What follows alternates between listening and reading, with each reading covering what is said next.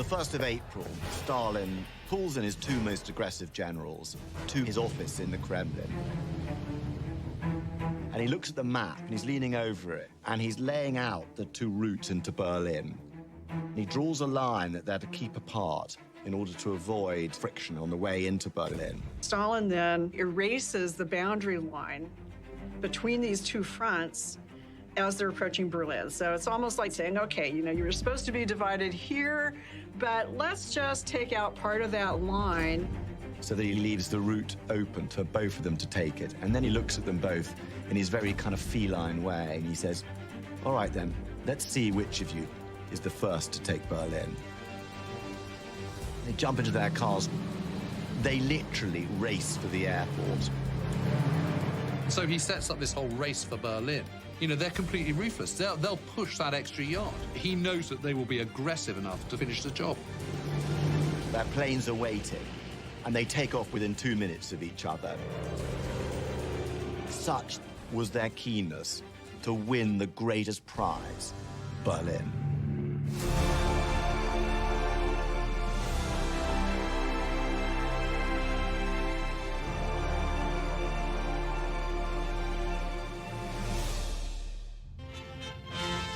Berlin, the air of prosperity, the well-dressed crowd.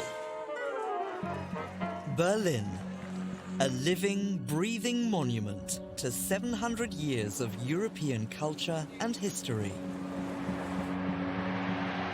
But in 1933, it would unite around a new kind of social movement. Specially built Olympic Stadium in Berlin is filled to capacity as Hitler arrives to preside at the opening ceremony of the 11th Modern Olympiad. Becoming the beating heart of Adolf Hitler's imperial and genocidal regime.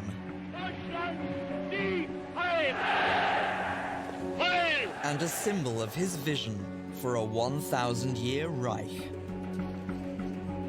But by April 1945, the Allies are closing in, and that old Berlin has gone. Now it lies in ruins. This is the capital of the Reich, it's the center of Nazi power, and Berlin is a shell town that is just utterly ruined. Electricity cables hanging everywhere, there's flooding, buildings are smoldering. You've got civilians living like rats in a warren. At this point, it's very clear that it's going to be a military victory for the Allies and for the Soviets. But on the other hand, it's also a harbinger of what's to come. The Battle of Berlin, it's important for showing us how the Soviet Union, the United States, and the United Kingdom are going to address the post-war world. The ruins of this once great metropolis now become the prize at the center of the struggle between the Allied victors. A prize that will shape the world for the rest of the 20th century. The Battle of Berlin is so important because it isn't just the climax of the greatest conflict in human history. It was also the beginning of a new conflict that would really kind of extend over the next 50 years, right up to our lifetime.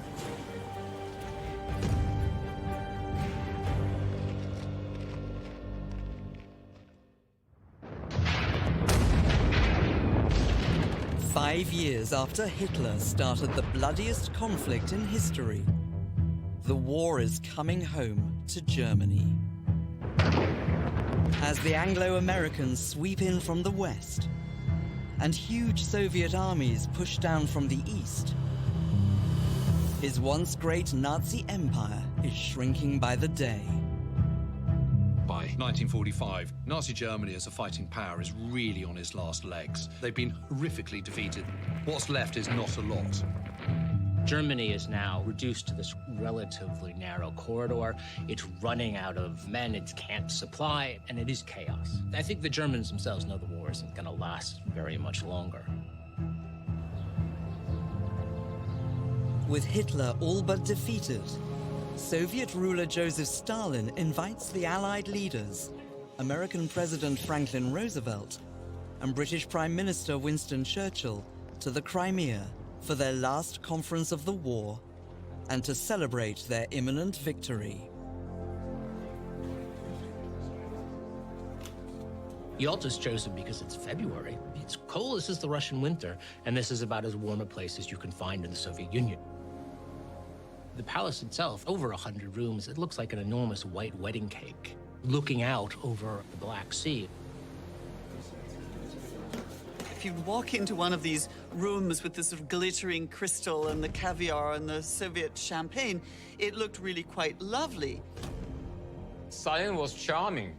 He was a charming host, provided with excellent old Crimean wines, 40, 50 years old. So Churchill could drink a wine of the Russian emperors.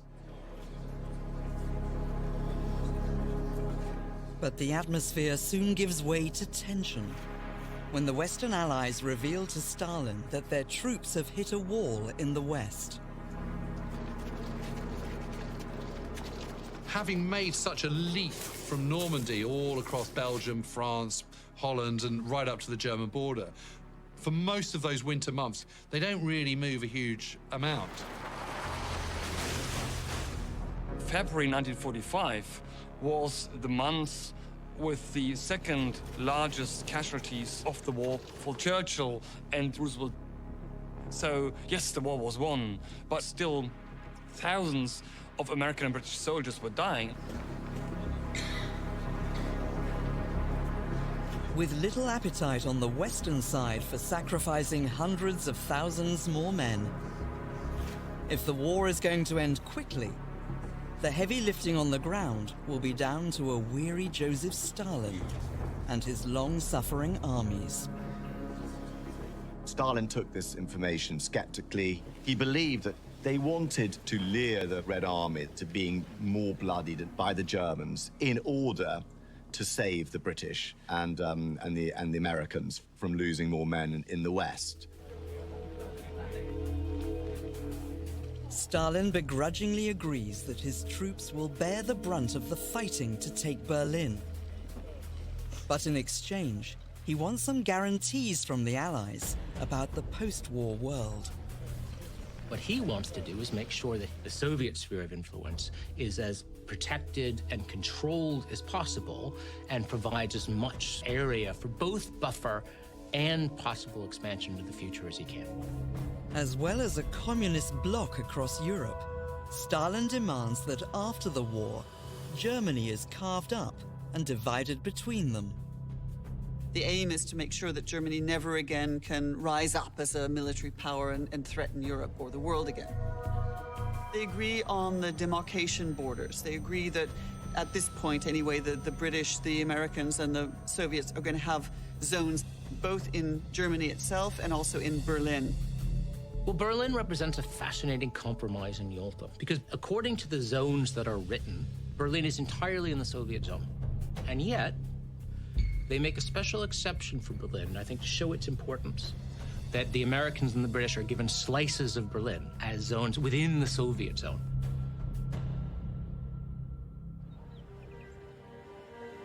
With the post-war map decided, Joseph Stalin starts planning for the last great assault of the war.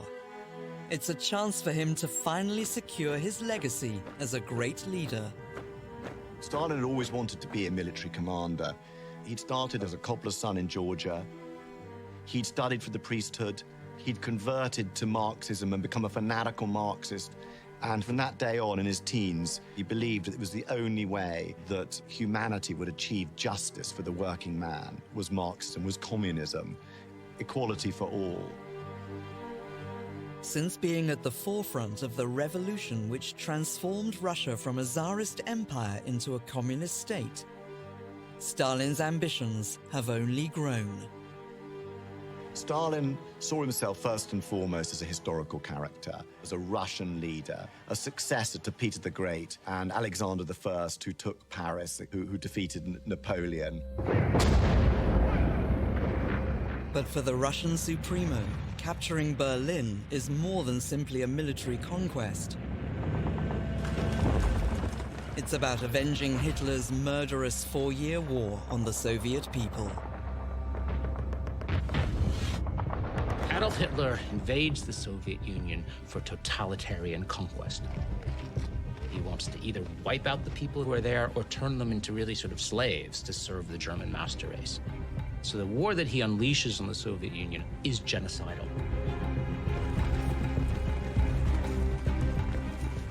They conduct this ideological war where they're kind of burning villages, lining people up, shooting them, treating vast numbers of prisoners of war like slaves, letting them die of starvation. Tens of millions of people are killed. There had been mass slaughter on the battlefields, villages wiped out, the most horrific war of destruction in human history. So there's a desire on the case of the Soviet soldiers who had seen their country suffer horrible barbarisms to sort of bring the war home to the Germans. Of course, Germany itself has been a battlefield for 30 years of intense bombing. Almost all the major cities are themselves wrecked. Berlin is wrecked, and now you are going to have a battle to end it. Hitler called Berlin a fortress city. A fortress city meant that it had to be held to the last man.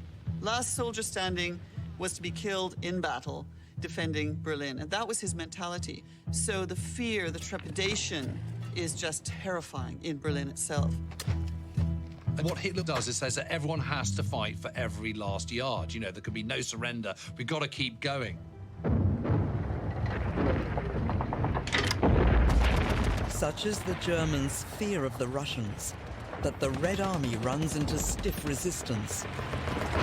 To help finish the job, Stalin sends for the infamous Field Marshal, Georgy Zhukov. Oh, yes, no doubt. Zhukov was very ruthless. He was also very rude. He was not very educated. He never liked educated officers because he himself had no military training.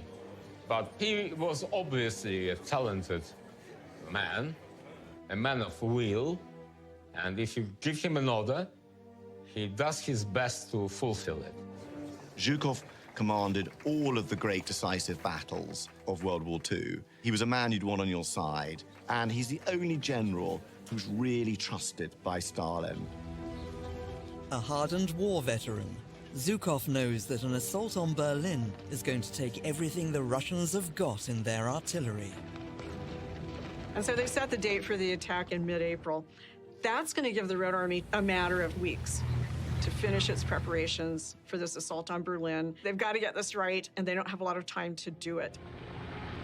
History has costs, and winning Berlin will have costs. He needed the most massive concentration of force ever. 2.5 million men, 7,000 planes, 40,000 guns, 7,000 tanks. But amassing such a huge force is no easy feat. The farther the Red Army gets away from Soviet territory, the farther all these resources have to travel. Zhukov is chomping at the bit at this point. But they don't have the supplies. They're so close in many ways. They're only something like 60 kilometers from Berlin. But they're out of airspeed, out of energy. It requires patience. But as he waits patiently for his armies to be resupplied, Stalin learns that his friends in the West are on the move again. British Prime Minister Winston Churchill is excited by the prospect that the British Army might make it to Berlin ahead of the Soviets after all.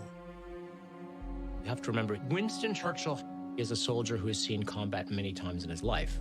He had fought in India, he fights in the Sudan, he fights in the Boer War, and he goes to the trenches in the First World War. Churchill sees everything very much in grand historical terms. If you read his accounts of World War II, for example, there are all these references to everything from the Romans to the Etruscans. And so obviously for him, taking Berlin is one of those moments, a way of showing the Western troops who also fought in whatever theater, whether it's North Africa or Sicily, so that this moment could happen. He's trying to show that the British still have skin in the game. And of course, it's incredibly symbolic that they're finally getting into Western Germany. But they have still got to get across this major obstacle, which is the River Rhine. The River Rhine is a big, old river. You know, crossing it is not going to be easy. The bridges across the Rhine have been destroyed by the Germans, and the Allies are reduced to scouting parties in amphibious vehicles. But they're not big enough to get an entire army across the river.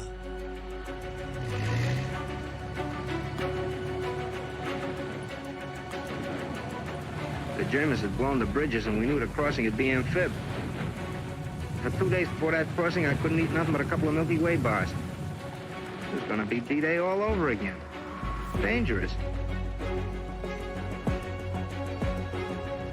But when the Americans capture the last intact bridge at Remagen near Bonn, the German defenders are thrown into disarray.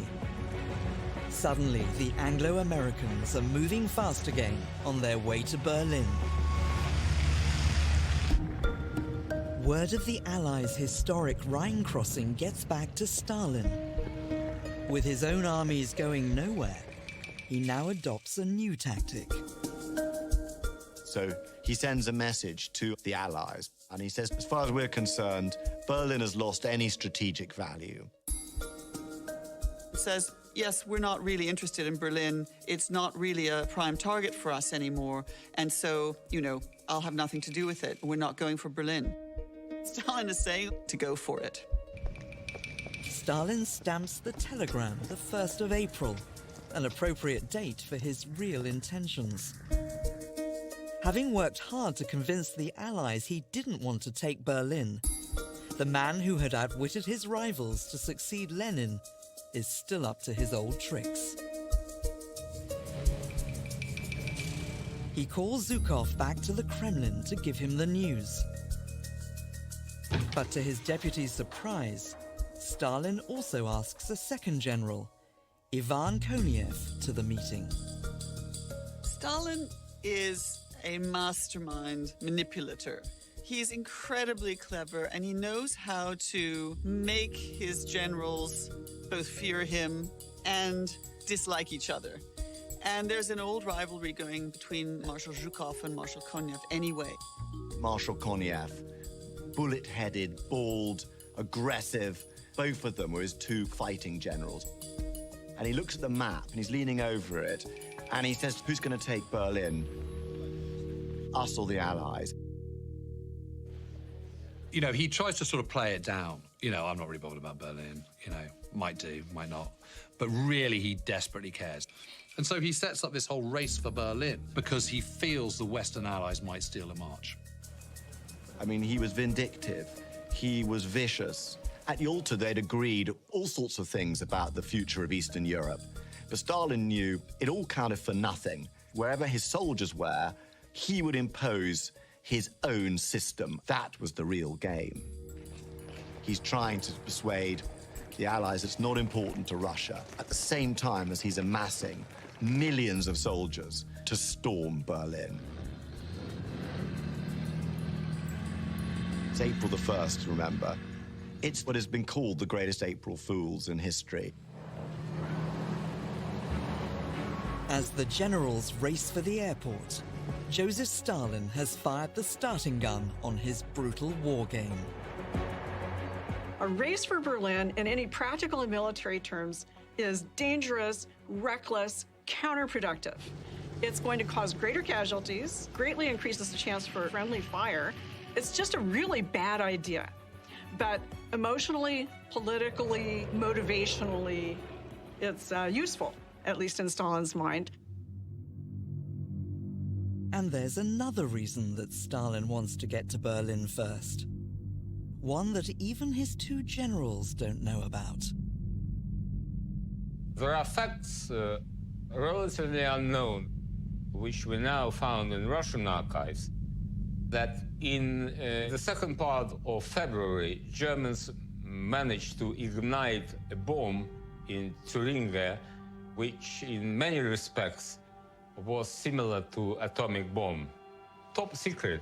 I think probably 6 people knew about that, no more. Stalin's spies have also discovered that Hitler's atomic laboratory is in Berlin. Stalin knew about many of the prizes in Berlin.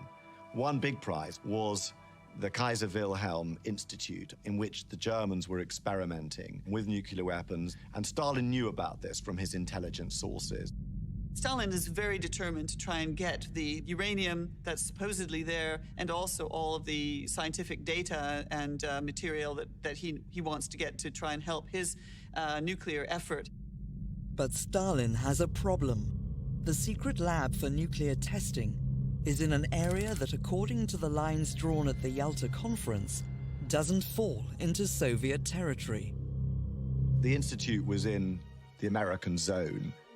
So the taking of the Kaiser Wilhelm Institute requires speed because he wants to get to it before the Western Allies.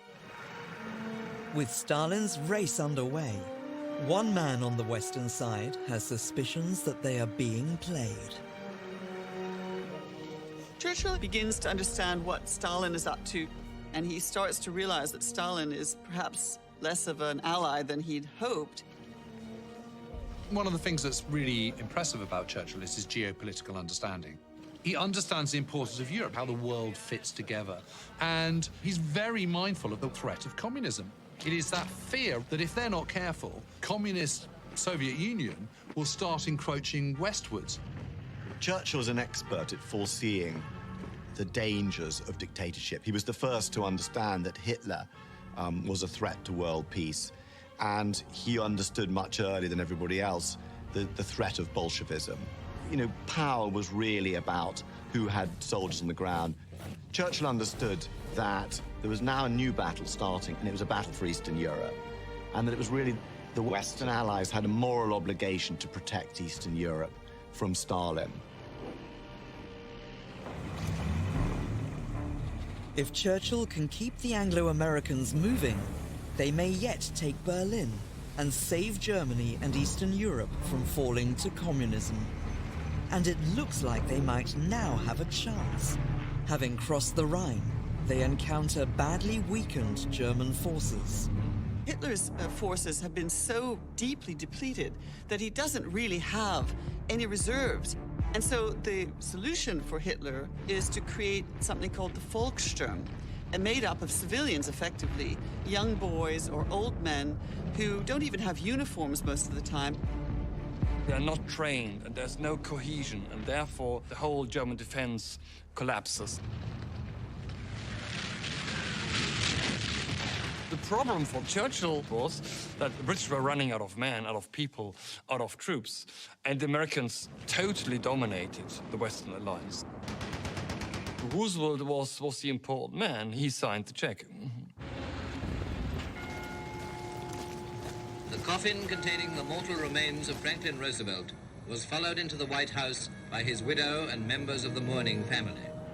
But Churchill's chances of convincing the Americans to push on to Berlin are dealt a blow, with the sudden death of his closest ally, President Roosevelt. Any decision to take the German capital now falls to the sober and practical supreme commander of the Allied forces, Dwight Eisenhower. Eisenhower was perfectly happy to push on to Berlin if it can be done easily. If it can be done with not many casualties, great. But hovering in the background is this threat of what is to come in Japan,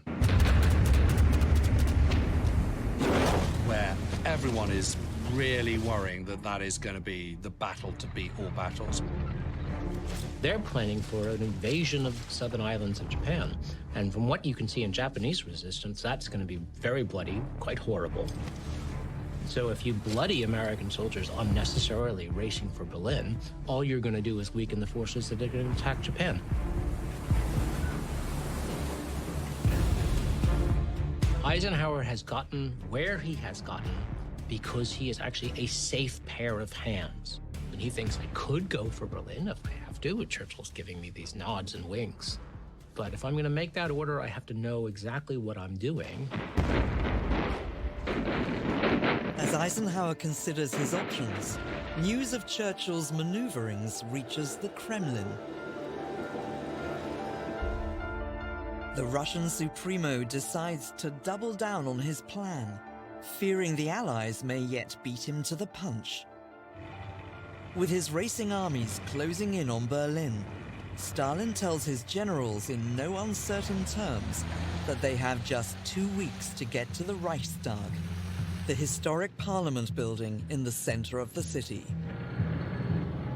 Make sure that there's no chance the Allies are going to beat us there. I want that photo and the flag flying over the Reichstag now. So now the race is on.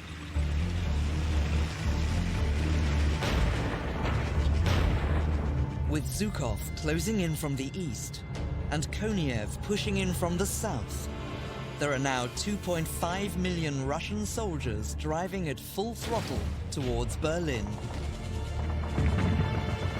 So you're not talking a tiny little army. This is massive. You're going in toward one of the world's great capital cities. This is a huge city in its own right. It's not only got the military bristling and waiting for the Soviets to come through, but it's also got a trapped and terrified civilian population waiting for this onslaught. And they're sitting really terrified about what's to come.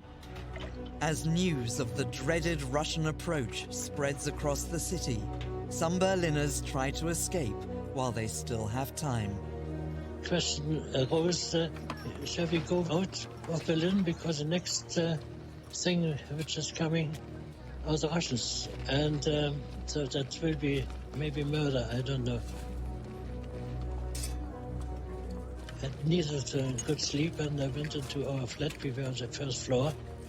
Beneath us was a garage roof, and I couldn't go to sleep because I had always a feeling some Russian might come across that garage roof and climb into my window. Most of the people just wanted to survive. I mean, the families, the mothers, just wanted to survive in this total catastrophe. They tried to build defenses and fortifications, wanted to defend their capital. Trenches are dug in the park, anti-tank ditches dug, mines are laid.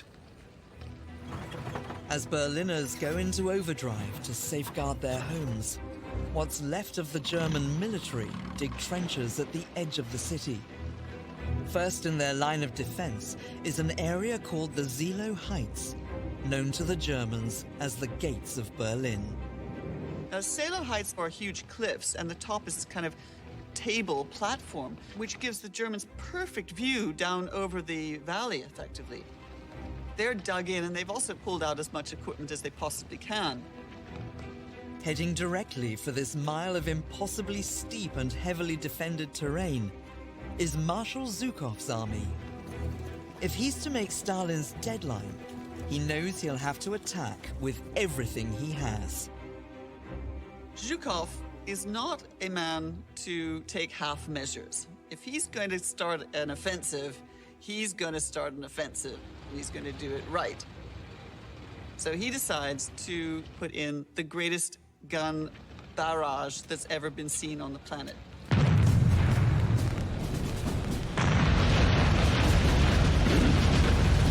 Suddenly comes this sort of overwhelming cacophony, this sort of absolutely earth-shattering, huge noise. The ground is shaking. There's dust. You can't see, can't hear. It was such a powerful artillery barrage that it really tore up the land.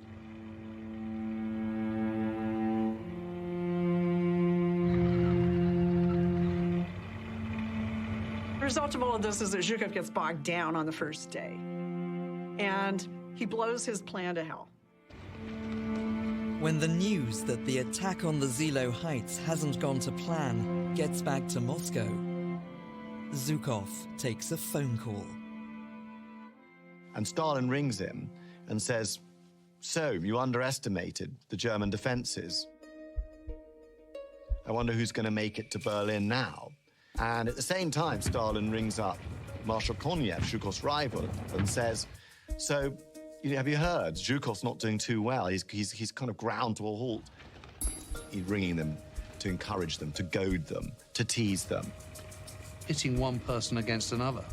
Well, I bet you could get there first. I mean, what will happen if Zhukov gets there first? I mean, you're going to feel a bit of a Charlie, aren't you? Emboldened by the news that Zhukov has stalled, Konev makes a dash through an area of woodland and gets ahead.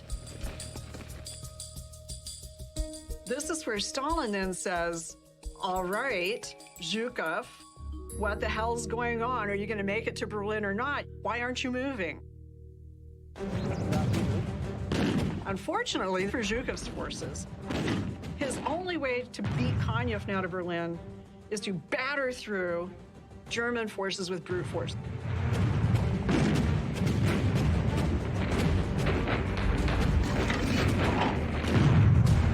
The goading works because Zhukov then orders a storming of the Silo Heights against all the rules of sort of tank warfare.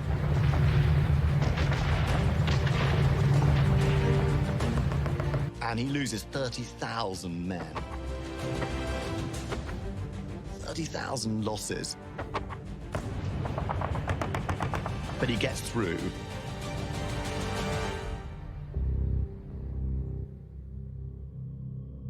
Zhukov's ruthless tactics bring him neck and neck with Konev as the armies reach the city suburbs. Stalin's prize is nearly within his clutches. And now, at the final hurdle, he gets word that the Western Allies have reached the River Elbe to the west of Berlin and have decided to push no further. The Allied commander in the West, Dwight Eisenhower, has made his career with calm, measured decisions. So he makes the decision not to force his way through to Berlin in order to save Allied lives. He says, Stalin is our ally. We have no reason to fear him or think that he's going to do anything untoward because we trust him. So it really doesn't make military sense, especially when you've got people saying it's going to cost 100,000 troops to take the city. And this causes huge consternation, particularly in the British camp, because Churchill and many others are still determined that they're going to go for Berlin. The United States, Britain, you know, these are Western democratic countries who value the lives of their young men. Stalin doesn't value the life of his young men at all, couldn't care less. You know, 1 million men is a statistic, as he says. I mean, there is just no value on human life within the Red Army, except that what it can achieve for you. But despite being told that Berlin is now his for the taking, Stalin decides he won't take any chances. He sends one of Konev's units to make sure the Allies stick to their word. Stalin existed in a world of distrust. And so whatever Eisenhower said about not wanting to take Berlin and not wanting to push east, he totally distrusted the Allies. Stalin is full of fear, full of paranoia that someone's about to stab him in the back. So the Western Allies, they might say, oh, no, that's fine, you take Berlin. But he doesn't believe that. You know, the Western Allies are as perfidious as everybody else. On the 25th of April, 1945, the Russians link up with the Western Allies for the first time. As the ever-suspicious Stalin still plays games, the soldiers believe it's nothing more than a triumphant gathering of friends. Of course, Stalin understood totally presentation, he understood propaganda, he made sure that there were film crews and photographers with the forces. My colleague at the BBC, I drink our health. We go on in and have lunch. And they started off taking vodka. This is too good to miss. Of course, big propaganda pictures are taken. And this is what later on becomes Elbe Day. And of course, there's huge celebrations and a lot of drinking and a lot of dancing around. With the Western Front pacified on the Elbe, Berlin's fate at the hands of the Red Army is sealed. For the cultural elite, it means saying goodbye to their city's illustrious history. By the time the Russians are approaching the gates of the city, Berlin is a shadow of its former self. One of the buildings that still partially exists is the Philharmonic building. So there's this crazy idea to have a final concert, kind of farewell to culture in the city. Philharmonic starts to play, And the thing that really makes this stand out, aside from the macabre spectacle of people trying to dress up and go to the symphony in these terrible circumstances, is the fact that Hitler Youth have little baskets with cyanide tablets in them, which they're handing out to all the members of the audience to say, this is kind of it, so this might be an easier way for you to go when the Red Army comes. And it's absolutely dreadful to think that that's what this once marvelous city had come to.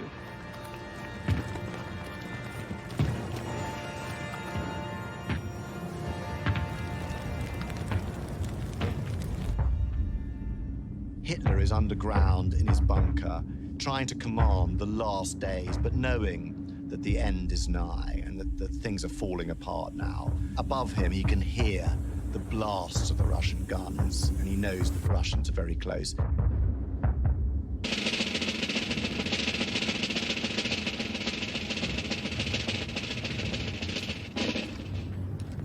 As Berlin crumbles, Hitler has emerged to be filmed for one last time with the city's desperate defenders. And there's that terrible scene outside the Führer bunker. It was the last time that Hitler's seen in public. And these young children, he pats them on the head like they're kids, and then gives them medals and congratulates them on their tremendous prowess. I mean, it's pathetic in the truest sense of the word that this is what it's come to. But, you know, this is a man who's kind of, you know, on the edge of reason by this point. Probably got Parkinson's disease. He's on this cocktail of drugs every single day. Everything that he thought and dreamed about is crumbling around him. With the tanks just miles away, his inner circle try to convince him to get away while he can. But for Hitler, facing the Russian Armageddon is now his destiny and his country's. Nazi ideology is based on the racial superiority of the German people. That's the fundamental belief, is that the Germans as a race are the finest people, the best people. And that's why they deserve to, in a sense, wipe out others. The fact, therefore, that the Germans are losing rationalizes the German people have failed. As punishment for their failure, he makes sure ordinary Berliners are left without a lifeline. He ordered something called the Nero Order and ordered the bridges and communication links to be blown up as the Russians came into the city. And he didn't care that the civilian population would therefore have no water supply, would starve. They just deserved what they got. And of course, the argument, how should the German people survive after the war if we destroy everything? Hitler's answer is, it's not about survival. The German people should not survive. If they are too weak to win, they should perish. With the defenders of Berlin on their knees, the way is now open for Zhukov's and Konev's armies to push into the urban heart of the city. When there's big battles in cities, it's pretty ugly. A lot of people get killed. Combatants and civilians alike get caught up in the crossfire. One of the bloodiest and dirtiest of them all is the battle for Berlin. You've got snipers, you've got ambushes. It's just a terrifying environment. And then you put 1 million or so civilians in the middle of that mix, you know, being stuck in ventilation ducts and basements and things like that. That's the stuff of nightmares. There was no water at all, obviously being cut off. We had no food for about 10 days. Some of us had ideas of ending it all. I had to help a girl who swallowed all the sleeping pills because she thought she couldn't go on. A lot of people, in the thousands, committed suicide and killed themselves. Just whole families, normal civilians. And one of the reasons was just because you're a true believer. And the other reason was they just wanted to avoid that their daughters and wives were raped. All the telephones were working in Berlin, and we got phone calls from friends where the Russians already were, and they warned us to get rid of all alcohol, pour it down the toilets, because the Russians are uncontrollable. But they have alcohol. They raped all the women where they passed through. The estimate is about 100,000 women are raped in Berlin. The Red Army behaves really very brutally. They're just full of feelings of revenge. Whether or not they rape or pillage or burn something down, it means nothing to them by this point. It's like something from the Dostoevsky novel, Stalin said. You've got to understand the mentality of someone who's fought all the way from Moscow to Berlin. And when they get to Berlin, they can do what the hell they liked. Street by street, house by house, the Red Armies pillage their way towards the historic center of the city. On the front line of the German defense are Hitler's youths. Now merely fodder, thrown into the line of fire. They're little children, they don't know what they're doing. And they were sent out in front of these crack troops that have gone from Moscow to Berlin. I mean, you're talking about one of the most well-trained, efficient, and effective armies in the world, and you're sending little kids out in front of them. It was a disgusting and disgraceful chapter in Nazi history.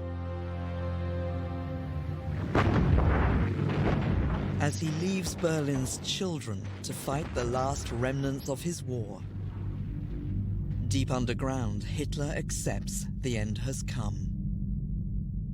It was clear for Hitler that a commander-in-chief doesn't go into captivity or escape to Argentina with a submarine. So therefore, there was no other option. He's going to commit suicide. Well, Hitler decides to end it all on the 30th of April 1945. He doesn't want to be captured by the Soviet Union, having his body paraded and butchered and taken back to Moscow. So that is why he orders it to be burned. As Hitler's charred corpse lies half destroyed, just half a mile away, the Russian armies have the heart of his Reich in their grip. After weeks of racing, the two generals are both finally closing in on the Imperial Parliament building, with just seconds between them. At the last corner, General Koniev inches into the lead, when he's suddenly stopped in his tracks by his rival. Marshal Zhukov himself, who's nearby, finds one of Koniev's commanders and he shouts, "This is my area." And Koniev has to stop his forces and let Zhukov storm the Reichstag. Zhukov is carrying orders from Stalin that he is to take the Reichstag. After months of brutal fighting, sacrificing tens of thousands of his men's lives, Koniev realizes that he was never going to get the trophy and had simply been a pawn to up the stakes.